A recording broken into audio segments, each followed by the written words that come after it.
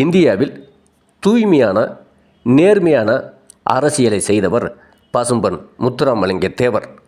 தேசிய தலைவராக ஆன்மீகவாதியாக சிறந்து விளங்கியவர். அதனால்தான் இன்றும் அவரை தெய்வமாக கொண்டாடி வருகிறார்கள்.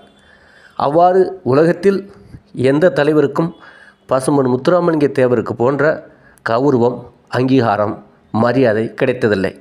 அந்தளவுக்கு குலதெய்வத்தை போல் கொண்டாட ஆரம்பித்திருக்கிறார்கள்.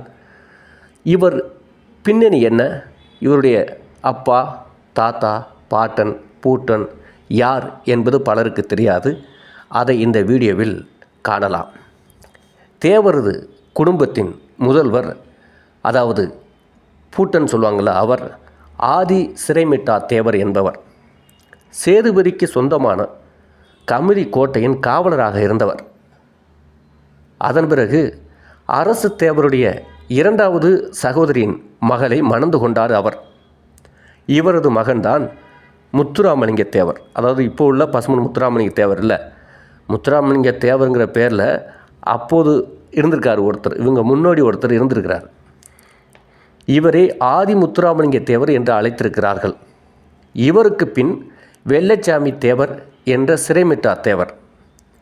அவருடைய மகன் உக்கிரவாண்டிய தேவர்.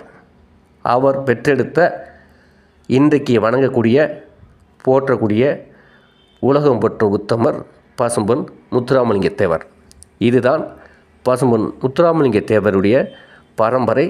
அந்த காலத்திலிருந்து இந்த காலம் வரைக்கும் வாழையடி வாழையாக அவர்கள் வாழ்ந்து வந்த குடும்ப வரலாறு.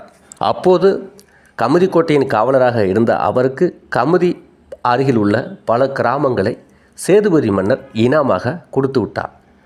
ஜமீன்தாராக அவர்கள் குடும்பம் அப்போதே கோலோச்சி இருக்கிறது. பசும்பொன் முத்துராமலிங்க தேவர் குடும்பம் வாழையடி வாழையாக 32 கிராமத்துக்கு சொந்தக்காரர்களாக அவர்கள் வாழ்ந்தார்கள் என்பதுதான் வரலாறு.